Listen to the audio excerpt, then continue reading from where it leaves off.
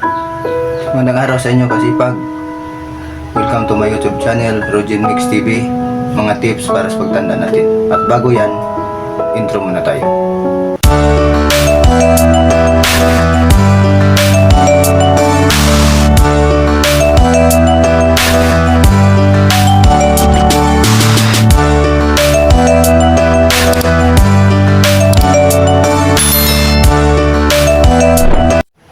Hindi na kayo kasi pag may tips ako sa inyo. Di ba nagtatrabaho kayo araw-araw tayo?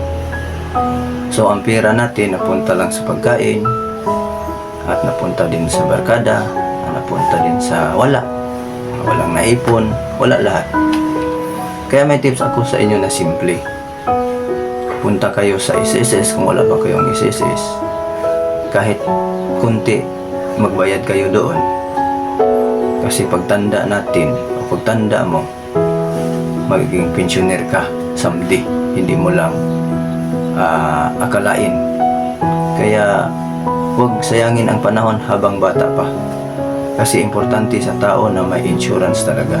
At kung magkasakit ka, tandaan mo sa paghihirap mo ngayon, pag hindi ka mag-isip, someday pagtanda mo, maging mahirap ka pa rin masyado. Kasi wala nang tutulong sa'yo. Tandaan mo yan. Kaya habang may panahon pa, mag-isip ng mabuti. Yung pira na iniipon mo, huwag masyado sa barkada. Isipin mo yung insurance mo para sa sarili mo. Someday, totoo talaga yan. Marami na akong nakikita na mga matanda, tinanong ko kung ano. Kaya ang iba nagsisisi kung maibalik lang daw ang panahon. Sana ay gagawin nila ang pagbabayad ng insurance para hindi sila maging mahirap ngayon. At bakit natin gawin yan? Kasi para tulungan natin yung sarili natin sa pagtanda natin. Kasi dumaan na tayo sa edad na ganito para magtrabaho. Yung malakas pa ang katawan natin, ginagamit natin sa ngayon para tayo mabuhay yung pamilya natin, yung sarili mo.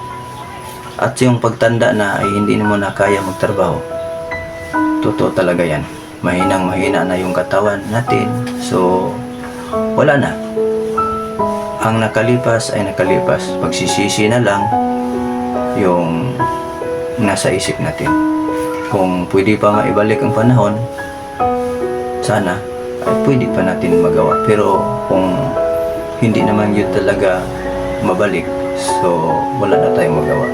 So yung pagtanda natin, magdipinsa na lang po tayo ng konti. Yung SSS, pag-asa din natin sa pagtanda para may source tayo na makunan. Na pagdating ng panahon, pag may problema tayo, may makunan tayo kahit konting pera. Hindi man gano'ng kalaki yung pensyon natin, pero things na lang kung mayroon. Kasi nakikita naman natin kahit sa inyo yung pagtatrabaho. Di ba napunta lang sa wala. So yung pagbabayad talaga sa SSS o mga insurance ay hindi yan para sa ngayon. Para yan sa parating na panahon, para sa sarili mo.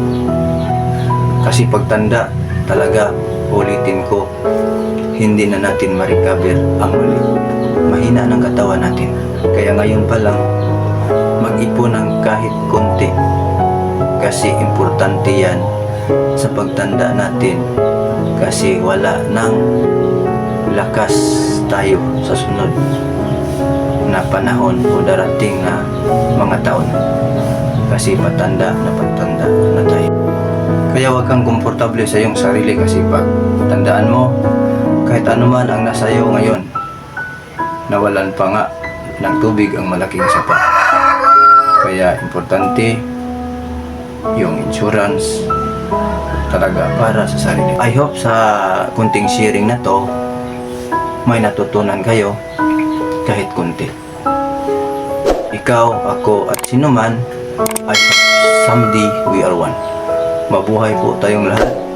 Thank you for watching Rogin Mix TV and God bless.